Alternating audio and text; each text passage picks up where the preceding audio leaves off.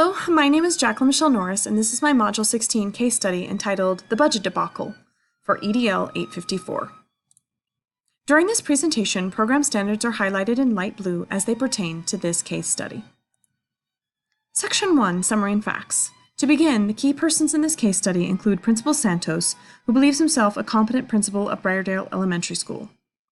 Mr. Barely, the next person of interest, is an ambitious parent who intends to raise the most money so that innovative curriculum programs may be included in addition to the existing programs. He is the president this year for the Briardale Foundation. Another parent, Mr. Morley, ran another foundation at a different site and had a bit of a rivalry going with Mr. Barely. Additionally, there is a tipster who, quote, knew something no one else knew. And lastly, there are 600 diverse students of Briardale Elementary who are affected by this case. Briardale Foundation is the sole fundraising source for supplementary programs. For this school year, a new parent, Mr. Barely, is the president of Briardale Foundation. He is motivated to be the school with the most money raised. His fundraising event, which includes winning cash, culminates with the raffle ticket not being drawn, and instead, Mr. Barely is led away by the sheriff, booked at the station, and later convicted of a misdemeanor and given probation. The quote, raffle for cash debacle and the budget debacle ended up on the front page. Thereafter, the school had a permanent and very unfavorable mark on its reputation.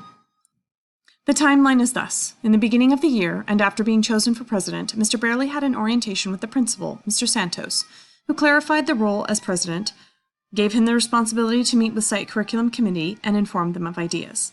Immediately, Mr. Barely established a winning strategy for selling tickets. He then presented and had his idea approved and supported by the committee. Following that, and after tickets had been sold, the night before the drawing, a tipster alerted the local sheriff of a raffle for cash event. The next day, right before the first raffle ticket was drawn, the sheriff arrived and escorted Mr. Barely to the sheriff's office, where he was booked, later convicted, and placed on probation for a misdemeanor involving the raffle for cash event.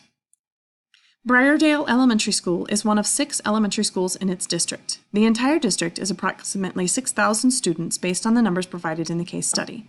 This indicates it is a rather small community compared to big districts like New York, or Clark County, Nevada. Briardale Elementary is in the center of the town and serves as the community's meeting center, hosting important events such as the Regional Spelling Bee, which hosts over 1,000 people.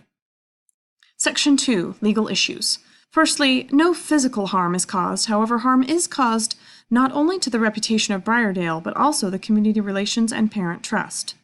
Next, the charge and conviction of a misdemeanor indicated there may have been a lack of permit for the raffle for cash.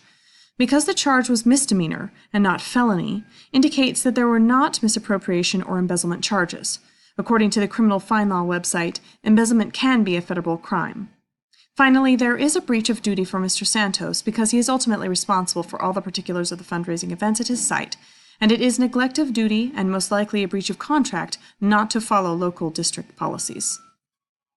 Winston Churchill said, "Mistakes are a way to learn." In this learning environment at FHSU, it is possible for us to learn from the case study and, in essence, go back in time so that the whole budget debacle may be avoided in the first place. Section 3. A single sentence, albeit a very long sentence, sums up this case study. Mr. Santos failed in his awareness that during a raffle for cash event, local, state, and federal laws regarding fundraising or gaming laws may have been broken, and as the administrator in charge caused harm to the school-community relationship, landed his volunteer in jail, embarrassed himself in front of the entire school, and allowed a collection of money from the community without providing cash prizes. Section 4, Analysis. To begin, the people are these. Carl Santos believes himself to be a capable principal who knows how to run a school and manage a budget without flaw. Mr. Santos has a duty as principal to know the state and local restrictions as well as any school board policies to make sure they are followed. Mr. Barely and Mr. Morley are old Harvard college buddies who further fuel school competition for fundraising. The sheriff of this community asked Mr. Barely to accompany him to the local sheriff's office for booking. The tipster, who knew something that no one else knew, may have known there were no permits or approval from the district accounting department or audit department. The 600 students of Briardale are ultimately affected by this, as all their funds collected must be returned and no funding is now available for supplemental education programs. Continuing, Briardale Elementary is located in the center of town, and it figuratively and literally is the center of town, as it serves as a community meeting center. Briardale is one of 6 elementary schools in the district, so we can assume it is a relatively small district. The case study states that it is a diverse community that has a well-known winning high school football team. Briardale is a public school that focuses on basic skills, but is additionally funded for curriculum programs such as art, music, and foreign languages. The Briardale Foundation is presided over by a parent representative each year to fundraise for these supplemental programs. To conclude, the facts we do not know include whether or not the raffle tickets were pre-numbered to aid in reconciling. We do not know if the raffle tickets were secured each day to prevent loss or theft, if the funds collected were secured. We do not know if the money was forwarded to the bookkeeper and subsequently deposited, if a change fund was used and if it was used properly. We do not know if there was a tally of tickets sold or if that tally was calculated. And we do not know if Mr. Santos reviewed a ticket sales report. We also do not know if Mr. Santos, the principal, knows he must inform all winners that their prizes are taxable and that their winnings must be reported on their individual income tax return.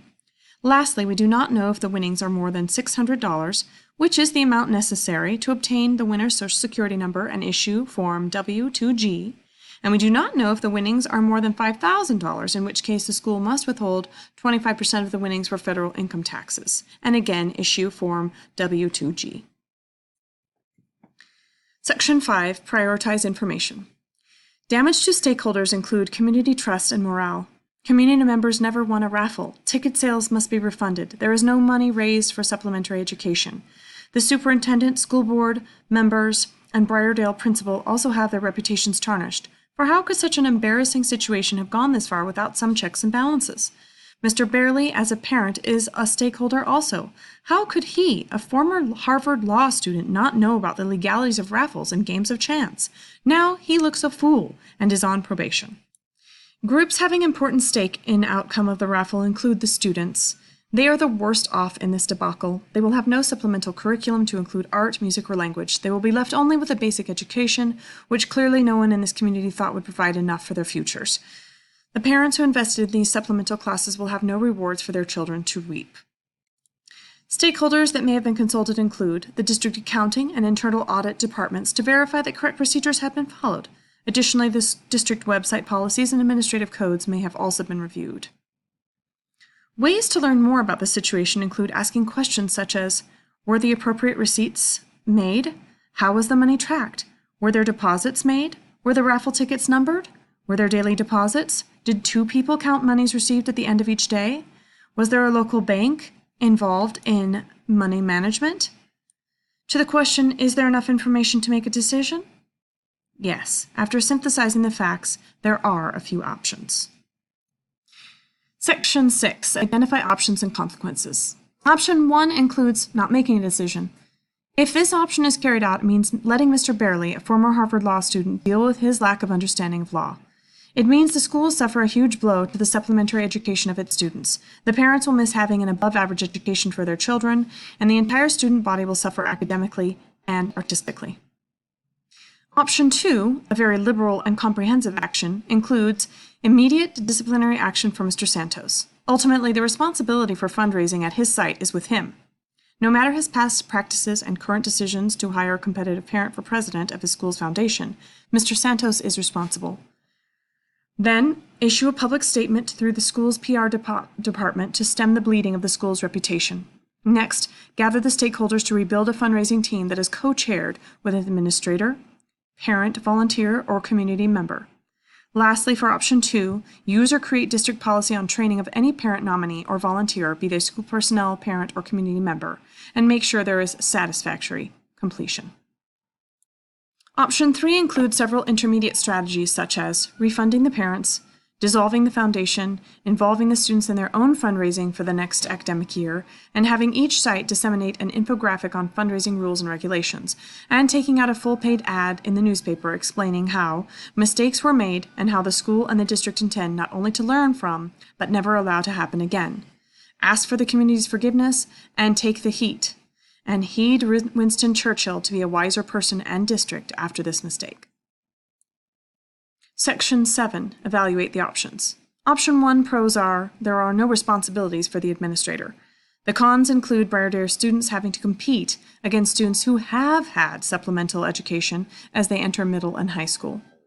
Option 2 pros include the disciplinary consequences for Mr. Santos may deter other administrators from dropping the responsibility ball. Cons include losing a competent and confident administrator. Option 3 pros include students learning a great lesson on how to fundraise for their needs and community future. Cons include not having a prestigious foundation and healthy school district foundation competition for raising money. Section 8. The best option. The best option is to go with Stephen Hawking. Stick with me here. He said that time travel used to be thought of as just a science fiction, but Einstein's general theory of relativity allows for the possibility that we could warp space-time so much that you could go off in a rocket and return before you set out. For me, I'd like to use FHSU as a platform for time travel and stop this debacle from even occurring in the first place. Here's my best option in detail. As an administrator, I will work with my district to create policy or follow sound existing policy regarding fundraising for Briardale Foundation. This will assure school improvement. The policy must be communicated and training offered for all volunteers or school personnel involved. This training will be offered digitally to ensure ease of use and convenience for volunteers. I will nominate a highly competitive, law-savvy parent who may indeed break all the records for fundraising. However, I will always co-chair this position or request my vice principal to co-chair.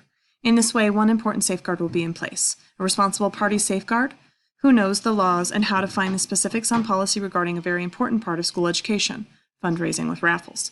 Lastly, I will involve students in this fundraising to teach them valuable lessons on money handling, money management, federal laws, state laws, local laws, and government.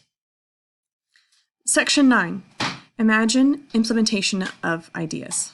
Step 1. Co-chair the Briardale Foundation and nominate Mr. Braley as the president. Step 2. Inform Mr. Braley of his role and responsibilities and share with him the infographic I've created regarding fundraising policies, state and federal laws, and district guidelines. Step 3. Conditionally approve Mr. Braley's highly competitive and unique idea. The conditions, of course, include complying with the district accounting and internal audit departments. Step 4 is, as co-chair, suggest the idea to have the students assist in ticket sales, advertising, and carrying out any student-appropriate duties. Step 5 is to ensure all safeguards are in place, such as pre-numbered tickets, digital sales, safe deposits, two-person count of funds, different person for deposits, sign-off and reports after making sure all is above board. Step 6 is the best. Reap the rewards of a way to raise money that provides students with co-curricular, extracurricular, or educational enhancement activities. If none of this works, and the sheriff still shows up, then Mr. Braley may still go down for what the tipster knew was enough for a misdemeanor. On a more serious note, my plan B includes that particular style of raffle being off the table. Also, I will check with the sheriff and proceed when I know the exact legal procedure. If those things do not prevent this type of debacle, then I suppose I may resort to Plan C, because for every good plan has a backup plan for the backup plan. Plan C is to dissolve the Briardale Foundation and stick with the regular public education, and do that to the best of my ability. This is a list of the references used on this module. Thank you kindly for watching, listening, and reading. This concludes my presentation.